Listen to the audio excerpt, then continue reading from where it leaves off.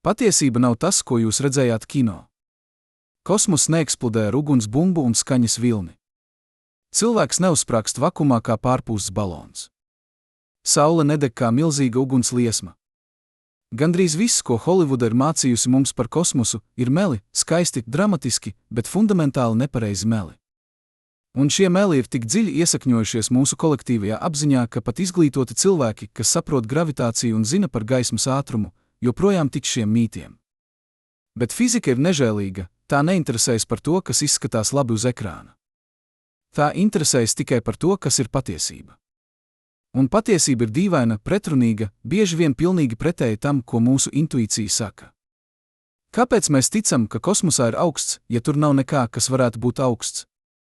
Kāpēc mēs domājam, ka zvaigznes spīd, ja tās patiesībā izstaro starojumu, ko mūsu acis pat neredz? Kāpēc mēs iedomājamies, ka kosmoss ir kluss, ja klusums ir tikai gaisa trūkums, nevis telpas īpašība? Un kāpēc šie mīti ir tik noturīgi? Kāpēc mēs turpinām ticēt tam, ko zinātne ir atspēkojusi jau pirms gadsimtiem?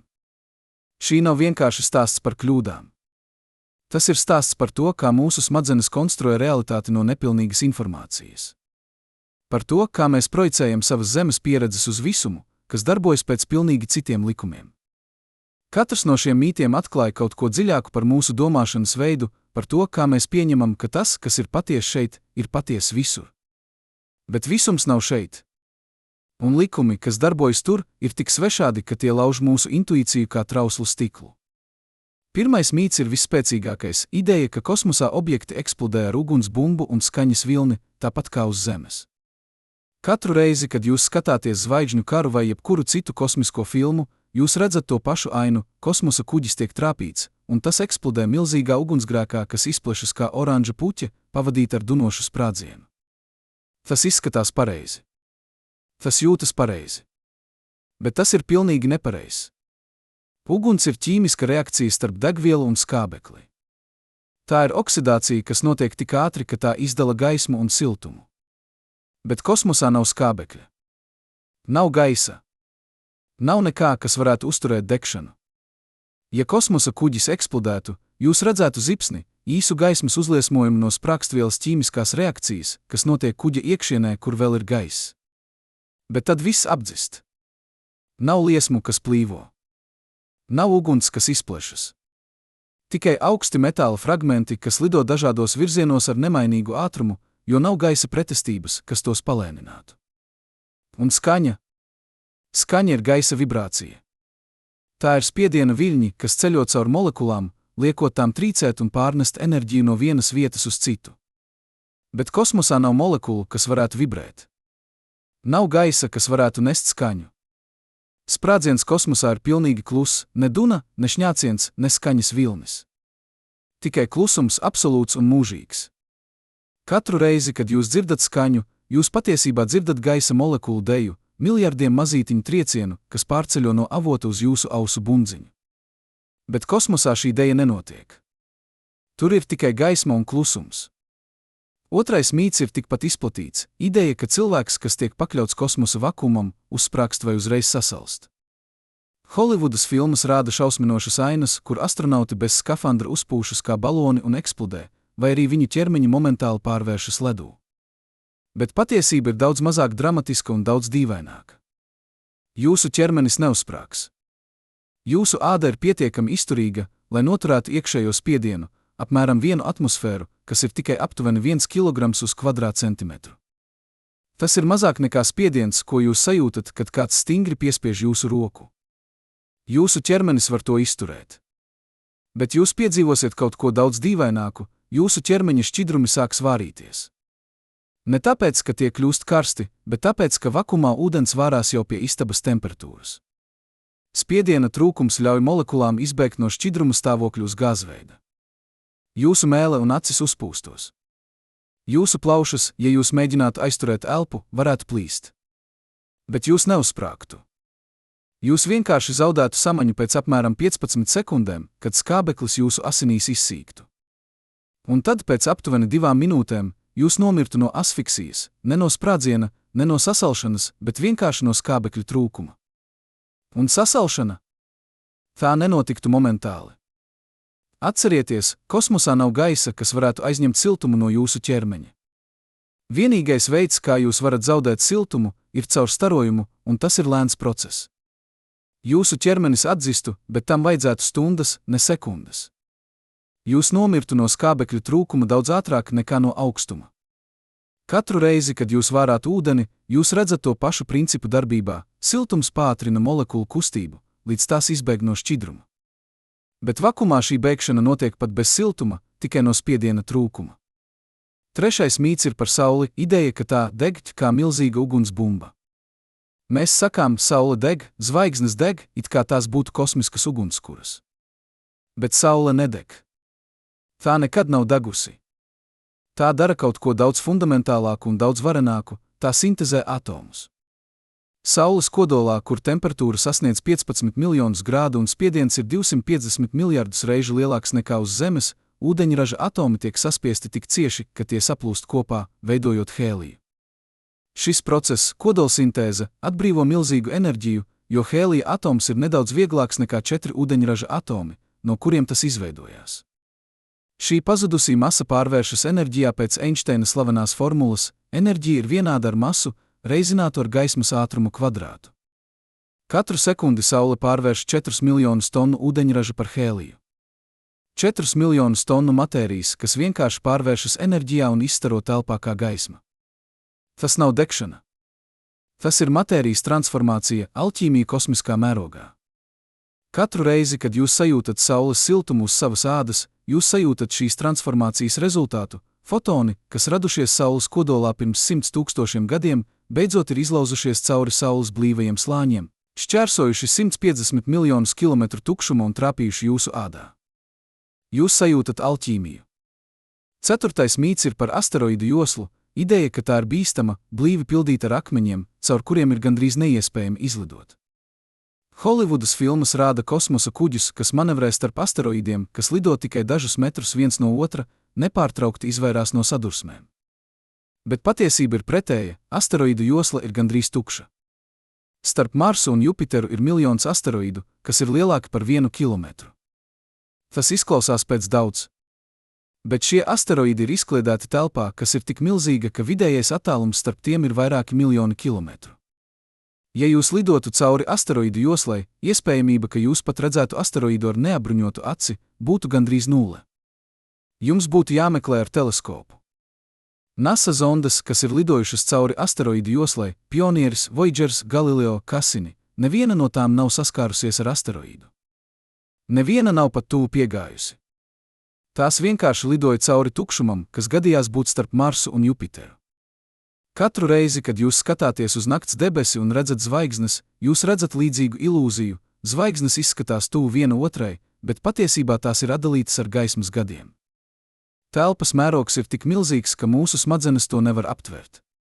Piektais mīts ir par tumšo pusi mēnesi, ideja, ka viena mēnesis puse vienmēr ir tumsā, ka tur nekad nespīd saule. Mēs pat saucam to par tumšo pusi, it kā tā būtu mūžīgi iegremdēta naktī. Bet tas ir pilnīgi nepareizi. Mēnesim nav tumšās puses. Tam ir tāla puse, ko mēs nekad neredzam no Zemes, jo mēnesis vienmēr pagriež pret mums vienu un to pašu seju. Bet šī tālā puse saņem tikpat daudz saules gaismas kā tuvā puse. Kad mēs redzam jauno mēnesi, kad mēnesis ir starp Zemi un Sauli, tad tā tālā puse ir pilnībā apgaismota, kamēr tuvā puse ir tumsā. Kad mēs redzam pilnmēnesi, kad Zeme ir starp mēnesi un Sauli, tad tuvā puse ir apgaismota, bet tālā puse ir tumsā. Mēnesis rotē ap savu asi tieši tādā pašā laikā, kādā tas riņķo ap Zemi, tāpēc viena puse vienmēr ir vērsta pret mums.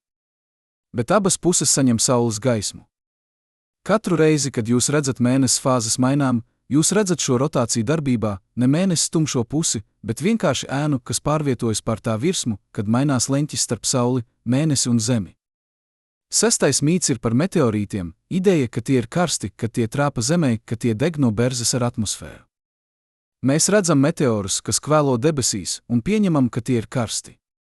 Un tie ir karsti, kamēr tie lido cauri gaisam. Bet kad tie sasniedz Zemi kā meteorīti, tie bieži ir augsti, dažreiz pat sasaluši. Meteors lido cauri atmosfērai ar ātrumu, kas var sasniegt 70 km/s. Šajā ātrumā gaisa molekulas nesaspēja izvairīties, tās tiek saspiestās meteorīta priekšā, un šī kompresija tās uzkarsē līdz 1000 grādu. Šis karstais gaiss liek meteorītam kvēlot. Bet pats meteorīts nesaspēj uzsilt cauri, tikai tā virsma kļūst karsta, un tā ātri nodeg vai iztvaiko. Kad meteorīts nokrīt uz Zemes, tā virsma ir bijusi karsta, bet iekšpuse joprojām ir augsta, tikpat augsta kā kosmos, no kura tas nāca. Daudzi meteorīti, kas tikko nokrītuši, ir pārklāti ar sarmu, jo to iekšējais augstums kondensē mitrumu no gaisa. Katru reizi, kad jūs berzējat rokas, lai tās sasildītu, jūs izmantojat to pašu principu – berze rada siltumu. Bet meteorīta gadījumā berze notiek ar gaisu, ne ar pašu meteorītu, un siltums nesaspēj izplatīties cauri visam objektam. 7. un pēdējais mīts ir par gravitāciju kosmosā. Ideja, ka kosmosā nav gravitācijas, ka astronauti starptautiskajā kosmosa stacijā ir bezsvara stāvoklī, jo viņi ir ārpus Zemes gravitācijas lauka. Bet patiesība ir pretēja. Gravitācija kosmosa stacijā ir gandrīz tikpat spēcīga kā uz Zemes virsmas. Kosmosa stacija atrodas tikai 400 km virs Zemes, tas ir mazāk nekā attālums no Rīgas līdz Viļņai. Šajā augstumā Zemes gravitācija ir tikai par 9% vājāka nekā uz virsmas. Astronauti nejūt svaru ne tāpēc, ka tur nav gravitācijas, bet tāpēc, ka viņi nepārtraukti krīt. Kosmosa stacija riņķo ap Zemi ar ātrumu aptuveni 8 km/sekundē. Šajā ātrumā tā krīt uz Zemi tieši tik ātri, cik Zemes virsma izliekas prom zem tās. Tā ir pastāvīgā brīvā kritienā, krīt ap Zemi, nevis uz to, un astronauti krīt kopā ar staciju, tāpēc viņi nejūt svaru. Viņi nav bezsvara stāvoklī. Viņi ir brīvā kritienā. Katru reizi, kad jūs lēcāt, jūs piedzīvojat to pašu sajūtu uz mirkli, brīdi, kad jūsu kājas atstāj Zemi un pirms tās atkal pieskaras, jūs esat brīvā kritienā. Jūs nejūtat savu svaru. Astronauti vienkārši piedzīvo šo mirkli bezgalīgi, jo viņi nekad netrāpa Zemē. Šie 7 mīti atklāja kaut ko dziļāku par mūsu domāšanas veidu. Mēs projicējam savas Zemes pieredzes uz visumu. Mēs pieņemam, ka uguns deg visur, ka skaņa ceļo visur, ka gravitācija darbojas tāpat kā šeit. Bet visums nav šeit. Un likumi, kas darbojas tur, ir tik svešādi, ka tie lauž mūsu intuīciju. Patiesība nav tas, ko jūs redzējāt kino. Tā ir dīvaināka, pretrunīgāka un daudz skaistāka. Un katrs no šiem mītiem, kad tas tiek atspēkots, atklāja jaunu slāni realitātes, jaunu veidu, kā visums darbojas, jaunu likumu, kas pārvalda esamību. Mēs dzīvojam pasaulē, kur gaiss ir nemanāms, līdz tas pazūd. Kur gravitācija ir nemanāma, līdz mēs sākam krist. Kur saule šķiet degam, līdz mēs saprotam, ka tā pārvērš matēriju enerģijā. Un katrs no šiem atklājumiem maina mūsu izpratni par to, kas mēs esam un kur mēs dzīvojam. Patiesība nav tas, ko jūs domājāt. Bet tā ir daudz interesantāka. Bet šie mīti nav tikai kļūdas. Tie ir logi uz dziļāku patiesību. Patiesība par to, kā mūsu smadzenes konstruē realitāti no nepilnīgas informācijas. Katrs no šiem mītiem pastāv tāpēc, ka mūsu pieredze uz Zemes māca mums noteiktus likumus, un mēs pieņemam, ka šie likumi darbojas visur. Uguns deg, tāpēc zvaigznēm jādeg. Skaņa ceļo, tāpēc sprādzieniem jāskan. Augstums nozīmē sasalšanu, tāpēc kosmosam jābūt ledainam. Bet visums neinteresējas par mūsu pieņēmumiem. Tas darbojas pēc saviem likumiem, kas bieži vien ir pilnīgi pretēji tam, ko mūsu intuīcija saka. Un, lai saprastu šos likumus, mums jāiedziļinās vēl dziļāk, jāskatās uz pašiem pamatprincipiem, kas nosaka, kā enerģija, matērija un telpa miedarbojas. Ņemsim pirmo mītu – sprādzienu kosmosā. Kāpēc mēs ticam, ka tam vajadzētu būt ugunsbumbai? Tāpēc, ka uz Zemes katrs sprādziens, ko mēs esam redzējuši, ir bijis ugunsbumba. Bet kas patiesībā notiek, kad kaut kas eksplodē? Sprākstviela ātri pārvēršas gāzē, cieta vai šķidra viela pēkšņi kļūst par miljardiem molekulu, kas vēlas aizņemt daudz lielāku telpu. Šīs molekulas izplešas ar milzīgu ātrumu, spiežot gaisu ap tām. Šis saspiestais gaiss kļūst karsts, tik karsts, ka tas sāk kvēlot. Tas ir tas, ko mēs redzam kā ugunsbumbu, ne pati sprākstviela, bet gaiss ap to, kas ir sasildīts līdz 1000 grādu no pēkšņās kompresijas. Iedomājieties, ka saspiežat velosipēda riepu ar pumpi. Pumpis kļūst silts jūsu rokā. Tas nav no berzes, tas ir no gaisa kompresijas. Katru reizi, kad jūs spiežat virzuli uz leju, jūs saspiežat gaisa molekulas tuvāk kopā, un tās sāk kustēties ātrāk, triecoties viena pret otru biežāk. Ātrāka kustība nozīmē augstāku temperatūru. Sprādziena gadījumā šī kompresija notiek tik ātri un tik intensīvi, ka gaiss uzliesmo. Bet kosmosā nav gaisa, ko varētu saspiest.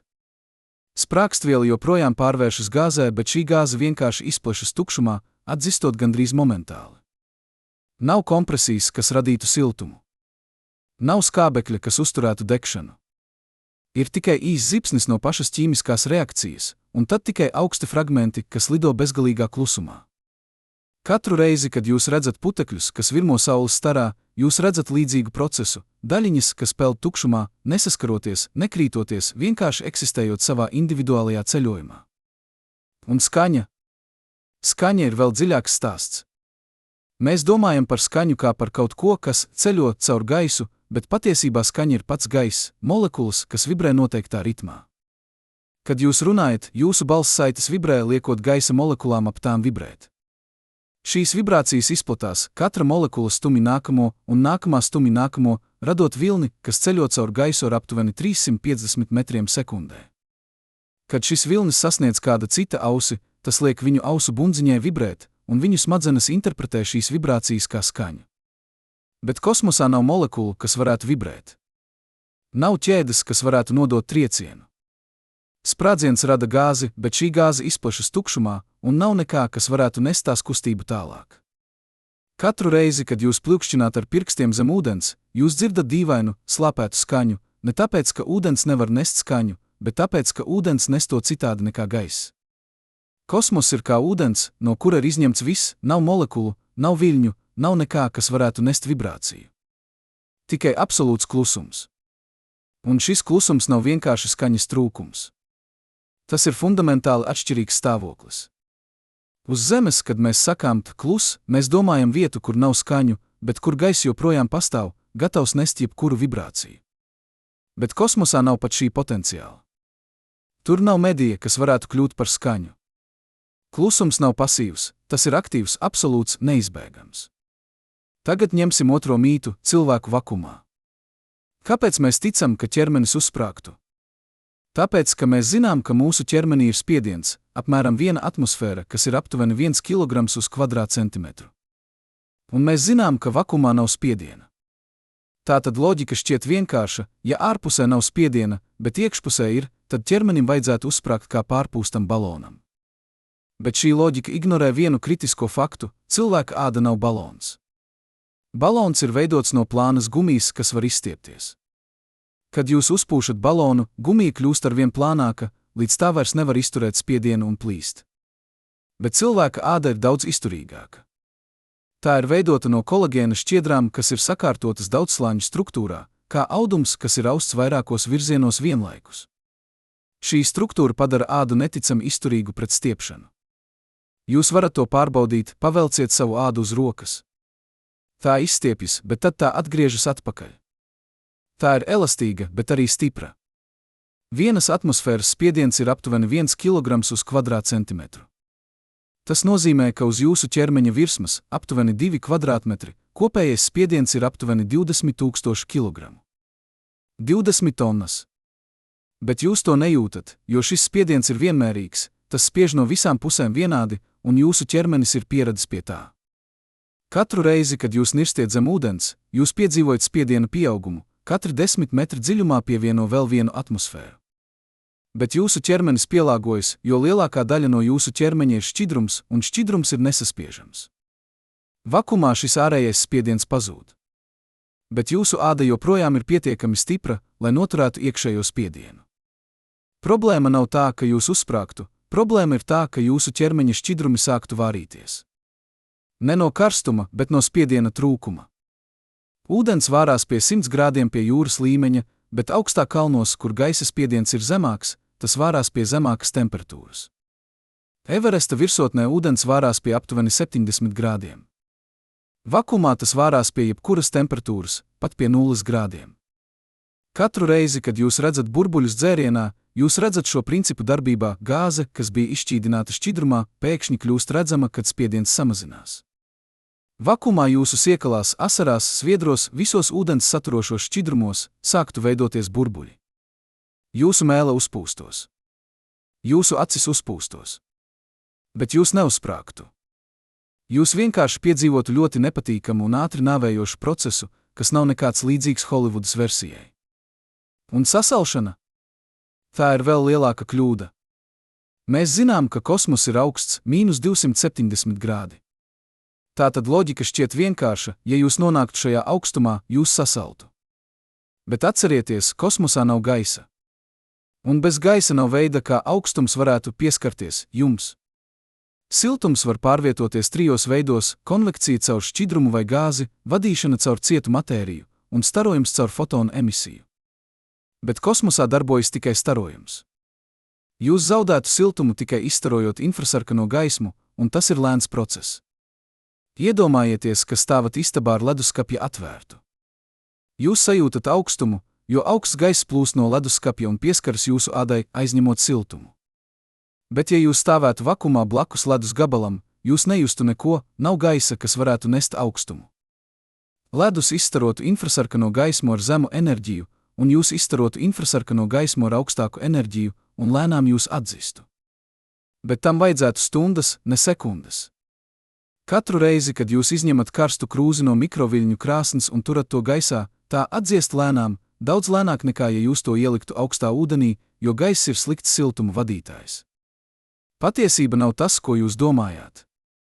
Vakums nenozīmē momentālu nāvi. Tas nozīmē lēnu, kluso procesu, kur jūsu ķermenis zaudē to, kas tam vajadzīgs, lai dzīvotu, ne no vardarbības, bet no vienkārša trūkuma.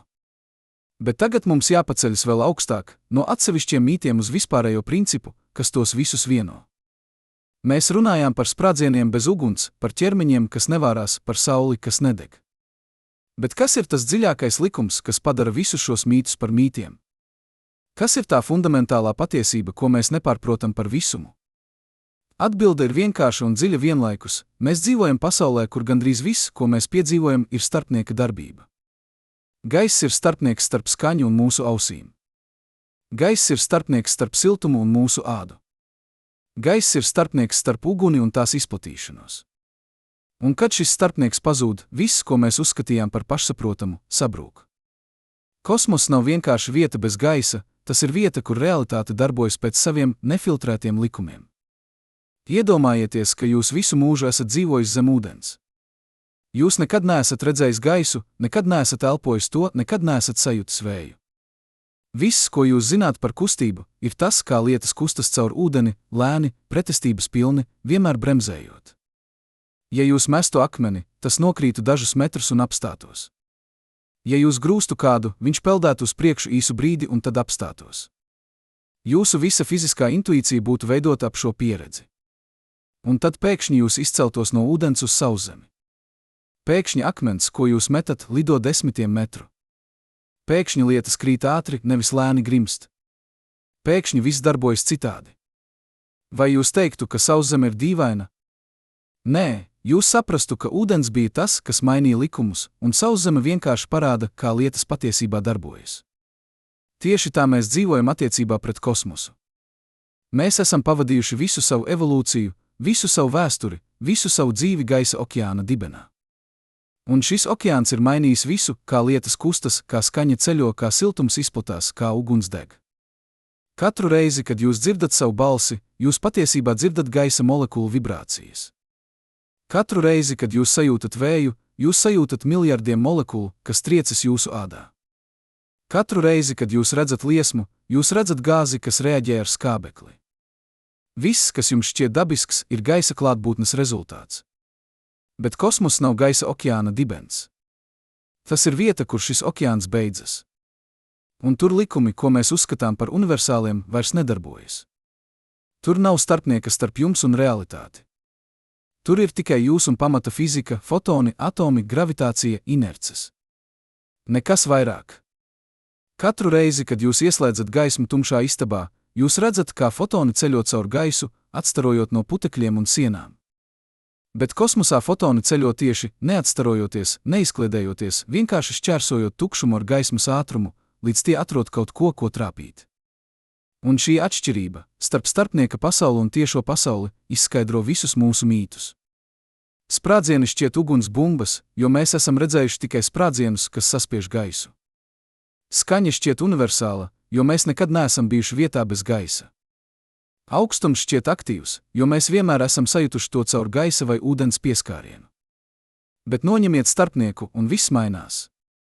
Sprādziens kļūst par kluso fragmentu izkliedēšanu.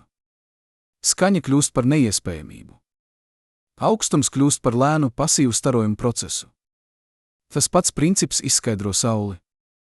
Mēs sakām, ka tā deg, jo vienīgais veids, kā mēs esam redzējuši gaismu un siltumu kopā, ir uguns. Bet uguns ir ķīmiska reakcija, atoms, kas apvienojas ar citu atomu, atbrīvojot enerģiju. Saule dara kaut ko fundamentālāku, tā saplūdina atomus kopā, pārvēršot matēriju par enerģiju. Katru reizi, kad jūs sadedzināt papīru, jūs pārkārto atomus, ogleklis apvienojas ar skābekli, veidojot oglekļa dioksīdu. Bet atomi paši nemainās. Ogleklis paliek ogleklis. Bet Saulē ūdeņradis pārvēršas par hēliju, viens elements kļūst par citu. Tas nav degšana. Tas ir transformācija dziļākā līmenī. Un šī transformācija notiek tāpēc, ka Saules kodolā spiediens un temperatūra ir tik ekstrēmi, ka atomi vairs nevar saglabāt savu individualitāti. Tie tiek saspiesti kopā ar tādu spēku, ka to kodoli, parasti atdalīti ar elektronu mākoņiem, piespiežas tik tuvu, ka sāk darboties kodolspēki. Šie spēki ir miljonus reižu spēcīgāki par ķīmiskajām saitēm, kas tur kopā molekulas. Tāpēc kodolsintēze atbrīvo miljonus reižu vairāk enerģijas nekā ķīmiska reakcija.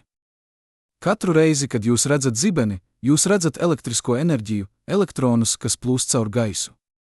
Bet Saule ražo enerģiju no paša telpa laika auduma, no masas, kas pārvēršas par gaismu. Un šī gaisma, šie fotoni, kas dzimst Saules kodolā, ceļo 100 000 gadus, lai izkļūtu no Saules. Tie dzimst kodolā, kur blīvums ir 150 reizes lielāks nekā ūdens. Katrs fotons ceļo tikai dažus milimetrus, pirms tas saduras ar atomu un tiek absorbēts. Tad šis atoms izstaro jaunu fotonu citā virzienā. Un šis process atkārtojas miljardiem reižu, fotons dzimst, ceļo, tiek absorbēts, pārdzimst, ceļo atkal. Tas ir kā mēģināt iziet no pūļa, kur katrs solis jūs ieved citā virzienā. Fotons, kas dzimst Saules kodolā šodien, sasniegs virsmu pēc 100 000 gadiem. Bet tad, kad tas beidzot izbēg brīvajā telpā, tam vajag tikai 8 minūtes, lai sasniegtu Zemi. Katru reizi, kad jūs sajūtat Saules siltumu uz savas sejas, jūs sajūtat fotonu, kas sāka savu ceļojumu pirms 100 000 gadiem, pirms cilvēki bija cilvēki, pirms mēs runājām, pirms mēs domājām. Šis fotons ir ceļojis cauri laikam un telpai, lai trāpītu jūsu ādai šajā precīzajā mirklī. Un kad tas trāpa, tas liek jūsu ādas atomiem vibrēt ātrāk, tas nodod savu enerģiju, un jūs sajūtat siltumu. Jūs sajūtat alķīmiju, kas notika pirms 100 000 gadiem, pārvērstu par sajūtu tagad. Bet vislielākais mīts, tas, kas apvieno visus pārējos, ir mīts par gravitāciju. Mēs domājam, ka astronauti kosmosa stacijā ir bezsvara stāvoklī, jo viņi ir ārpus gravitācijas. Bet patiesība ir pretēja un daudz dziļāka, viņi ir pilnībā gravitācijas varā, tikai viņi krīt tik ātri, ka viņi nekad netrāpa Zemē. Un šis princips, brīvais kritiens, ir viens no fundamentālākajiem visuma likumiem. Tas ir veids, kā planētas riņķo ap zvaigznēm, kā zvaigznes riņķo ap galaktiku centriem, kā galaktikas riņķo ap vietējiem gravitācijas centriem. Viss visums ir brīvā kritienā. Iedomājieties, ka jūs stāvat uz torņa un metat akmeni horizontāli. Akmens lido uz priekšu, bet vienlaikus tas krīt uz leju. Jo ātrāk jūs to metat, jo tālāk tas aizlido, pirms tas trāpa Zemē. Tagad iedomājieties, ka jūs metat to tik ātri, ka kamēr tas krīt 1 metru uz leju, Zemes virsma izliekas prom zem tā par 1 metru. Akmens joprojām krīt, bet Zeme vienmēr ir tikpat tālu. Tas ir tas, ko dara kosmosa stacija. Tā krīt ap Zemi ar tādu ātrumu, ka tā nekad netrāpa. Tā ir mūžīgā brīvā kritienā.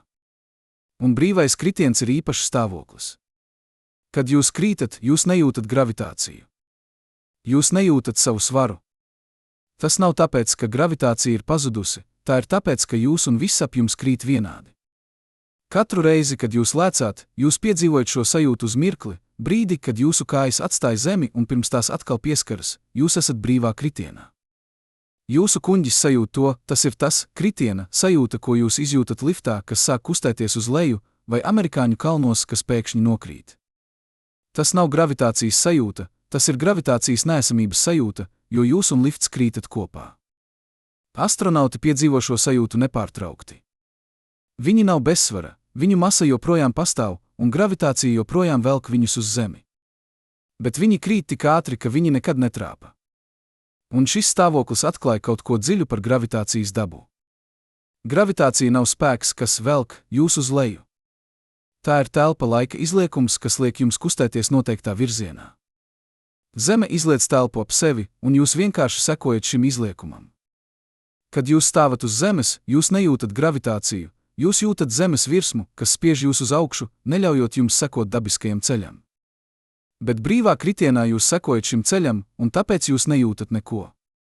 Katru reizi, kad jūs rulējat bumbiņu pa izliektai virsmā, jūs redzat līdzīgu principu, bumbiņa seko virsmas formai, nevis tiek vilkta, kaut kur gravitācija ir telpa laika forma, un mēs visi sekojam šai formai. Planētas riņķo ap Sauli ne tāpēc, ka kaut kas tās velk, bet tāpēc, ka Saule ir izliekusi telpu ap sevi, un planētas vienkārši seko šim izliekumam. Tās krīt ap Sauli, tāpat kā kosmosa stacija krīt ap Zemi. Un šis princips darbojas visos mērogos. Saule krīt ap Piena ceļa centru, supermasīvo melno caurumu, kas ir 4 miljoni reižu masīvāks par Sauli. Piena ceļš krīt uz Andromedas galaktiku, abas galaktikas tuvojas viena otrai ar 120 km/sekundē, un pēc 4 miljardiem gadiem tās sadursies un saplūdīs. Bet pat šī sadursme būs lēna, gracioza, zvaigznes ir tik tālu viena no otras, ka gandrīz neviena nesadursies. Tās vienkārši izies viena caur otru kā divi putekļu mākoni, kas sajaucas. Viss visums ir brīvā kritienā. Galaktikas krīt uz galaktiku kopām. Galaktiku kopas krīt uz superkopām. Un viss kopā, visa matērija, visa enerģija, visa telpa izplešas krītot prom no katra punkta vienlaikus. Visums pats ir brīvā kritienā, izplešoties telpā, kas pati rodas no šīs izplešanās. Tagad mēs redzam pilnu ainu. Visi šie mīti, sprādzieni, kas neskan, ķermeņi, kas neuzsprāgst, Saule, kas nedeg, asteroīdi, kas nav bīstami, mēnesis, kam nav tumšās puses, meteorīti, kas ir augsti, astronauti, kas nav bezsvara, visi tie pastāv tāpēc, ka mēs projicējam savas Zemes pieredzes uz visumu. Mēs dzīvojam gaisa okeāna dibenā, un mēs pieņemam, ka šis okeāns ir visur. Bet tas nav. Kosmos ir vieta, kur šis okeāns beidzas, un tur realitāte darbojas pēc saviem nefiltrētiem likumiem. Un šie likumi ir dīvaini. Tie ir pretrunīgi mūsu intuīcijai. Bet tie ir skaisti savā vienkāršībā. Bez gaisa nav skaņas, tikai gaisma un klusums. Bez gaisa nav uguns, tikai enerģija un transformācija. Bez gaisa nav ātras siltuma pārneses, tikai lēns starojums.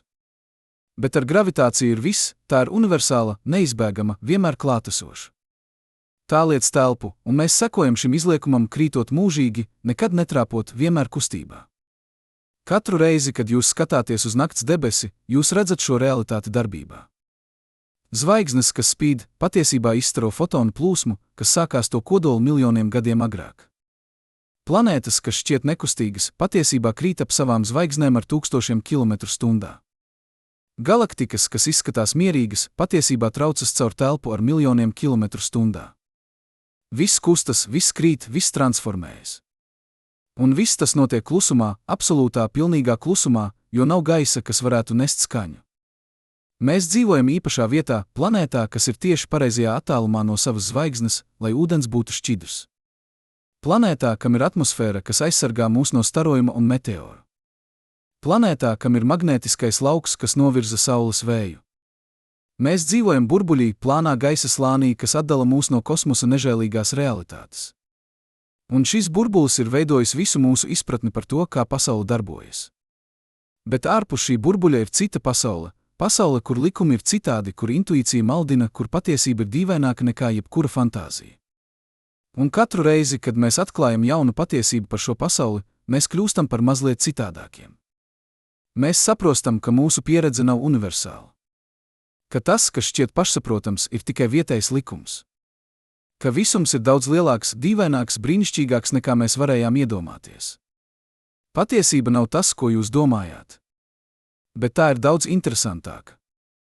Un katrs mīts, ko mēs atspēkojam, atver jaunu logu uz šo patiesību, jaunu veidu redzēt, jaunu veidu saprast, jaunu veidu brīnīties. Vai tas nav pietiekami? Vai tas nav vērts zaudēt savus mītus, lai iegūtu realitāti? Atceraties, kā mēs sākām? Ar 7 mītiem, vienkāršiem apgalvojumiem par to, kā kosmoss darbojas. Sprādzieni, kas neskan. Ķermeņi, kas neuzsprāgst. Saule, kas nedeg. Mēs domājām, ka meklējam kļūdas, neprecizitātes, Holivudas maldus. Bet patiesībā mēs atradām kaut ko dziļāku. Mēs atradām, ka pats veids, kā mēs domājam par realitāti, ir veidots no starpnieka klātbūtnes, ko mēs nekad nepamanām. Gaiss. Vienkārši nemanāms, vienmēr klātesošs gaiss. Un tagad, pēc šī ceļojuma cauri fizikai un metaforām, cauri likumiem un izņēmumiem, mēs redzam, ka katrs no šiem mītiem nav tikai kļūda, tas ir loks uz dziļāku jautājumu. Kas ir realitāte, kad starpnieks pazūd? Kas paliek, kad viss, ko mēs uzskatījām par pašsaprotamu, tiek noņemts? Un visbeidzot, kas mēs esam, ja mūsu visa izpratne par pasauli ir veidota no lokāliem apstākļiem, kas nepastāv nekur citur visumā? Šis nav vienkārši stāsts par kosmosu. Tas ir stāsts par uztveri, par to, kā mēs konstruējam patiesību no nepilnīgas informācijas, kā mēs projicējam pazīstamo uz nepazīstamo, kā mēs pieņemam, ka tas, kas ir patiesi šeit, ir patiesi visur. Katru rītu, kad jūs pamostaties un dzirdat putnu dziesmas, jūs patiesībā dzirdat gaisa molekulu vibrācijas, kas ceļoja no putna rīklas līdz jūsu ausī. Bet jūs nedomājat par molekulām, jūs domājat par dziesmu. Jūs nedomājat par starpnieku, jūs domājat par ziņu. Un tieši tāpēc mēs maldāmies par kosmosu. Mēs domājam par ziņu, bet aizmirstam par starpnieku. Mēs domājam par sprādzienu, bet aizmirstam par gaisu, kas padara to par ugunsbumbu. Mēs domājam par skaņu, bet aizmirstam par molekulām, kas to nes. Mēs domājam par realitāti, bet aizmirstam par filtru, caur kuru mēs to redzam. Bet kas notiek, kad filtrs pazūd? Kas notiek, kad mēs saskaramies ar realitāti tieši, bez gaisa, bez starpnieka, bez nekā, kas mīkstina vai pārvērš pieredzi? Mēs atklājam, ka visums ir dīvaināks, nežēlīgāks, bet arī elegantāks nekā mēs iedomājāmies. Sprādziens kļūst par kluso fragmentu deju. Skaņa kļūst par neiespējamību. Uguns kļūst par atomu transformāciju. Un gravitācija kļūst par pašu telpa laika audumu, kas liec un plūst, liekot mums krist mūžīgi, nekad netrāpot, vienmēr kustībā. Katru reizi, kad jūs noliecat roku, lai paceltu krūzi, jūs cīnāties pret šo izliekumu, jūs pielietojat spēku, lai pārvietotu objektu pa ceļu, kas nav tā dabiskais kritiens. Bet astronauti kosmosa stacijā seko dabiskajam ceļam. Viņi nepratojas. Viņi vienkārši krīt, un šis kritiens ir tik tīrs, tik nevainojams, ka viņi nejūt neko. Vai tas nozīmē, ka mūsu pieredze uz Zemes ir nepareiza? Nē, tas nozīmē, ka tā ir lokāla. Tā ir patiesa šeit, šajā vietā, šajos apstākļos. Bet tā nav universāla. Un šī atziņa, ka mūsu patiesība ir tikai viena no daudzām iespējamām patiesībām, ir gan pazemīga, gan atbrīvojoša.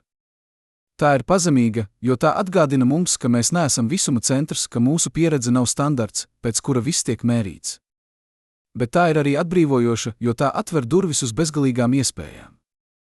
Ja realitāte var būt tik atšķirīga tikai 150 miljonus kilometru prom, kas vēl ir iespējams? Kādas citas patiesības gaida mūs dziļā kosmosā, tuvāk melnajiem caurumiem, iekšā kvantlauku vibrācijās?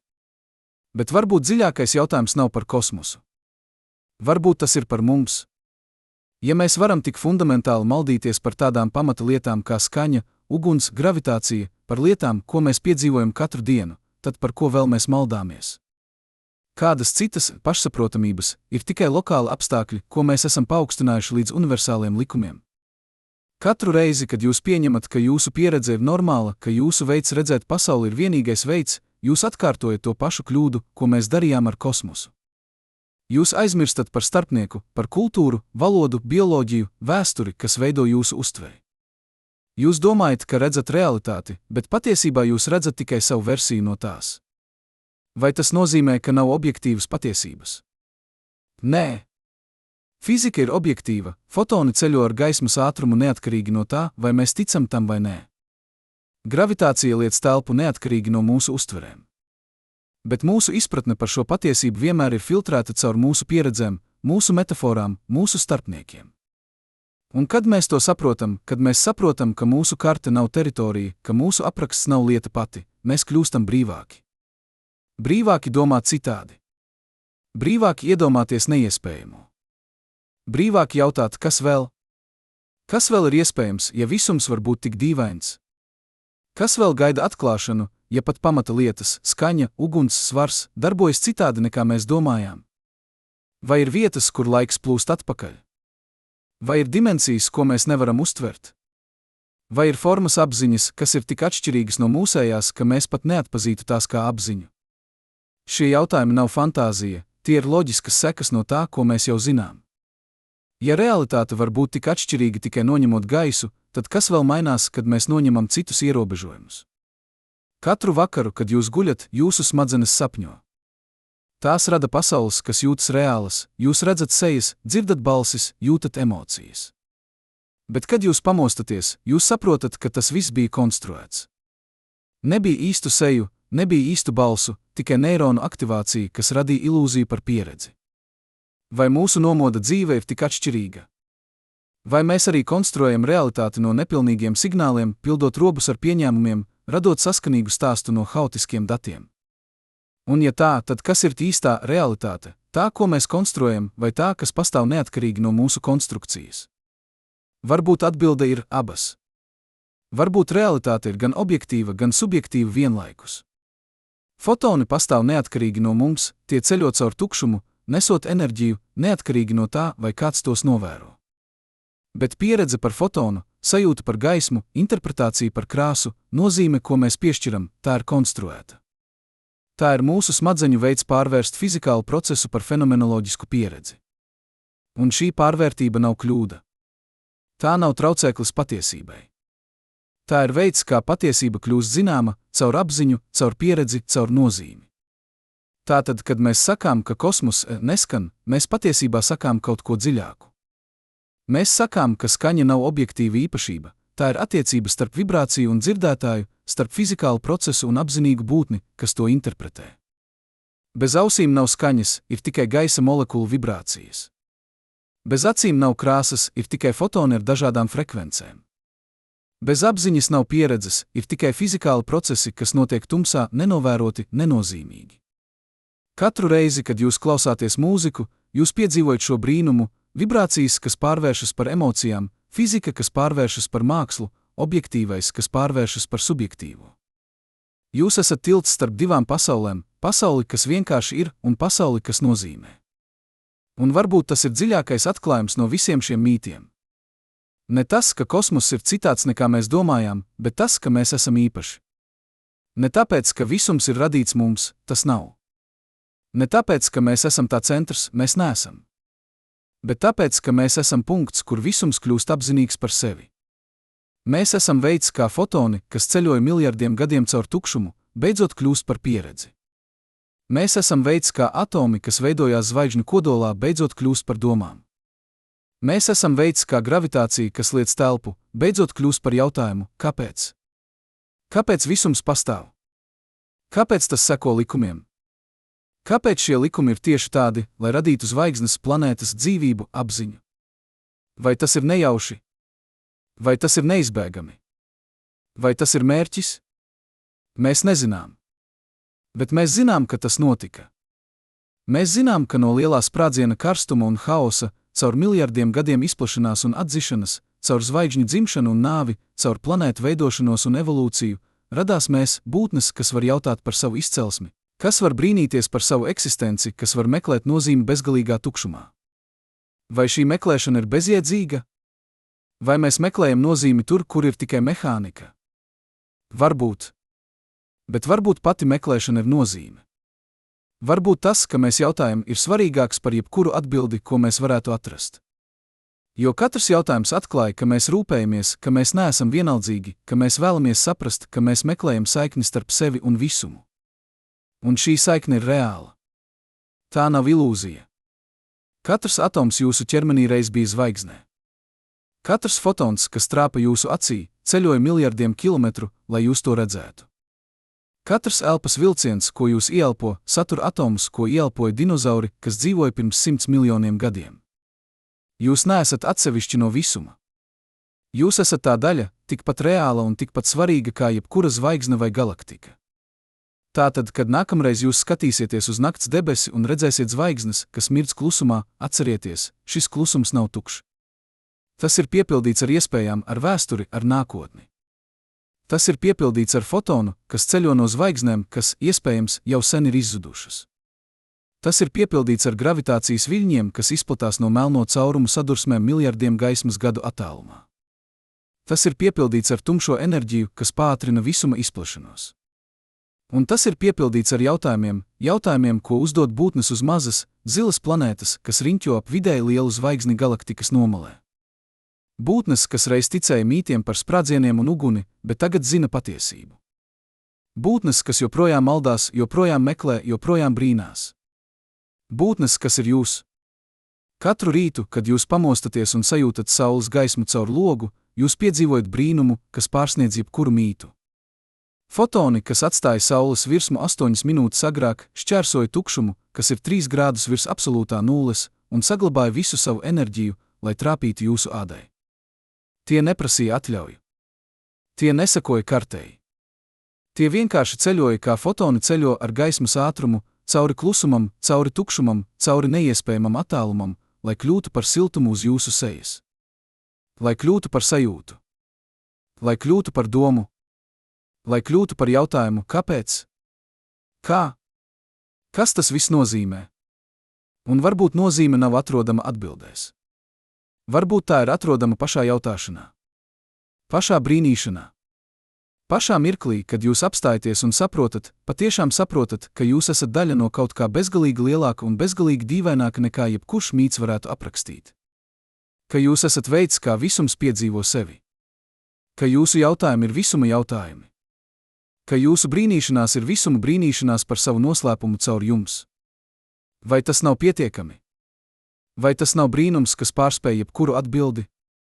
Vai tas nav vērts zaudēt savus mītus, lai iegūtu šo patiesību?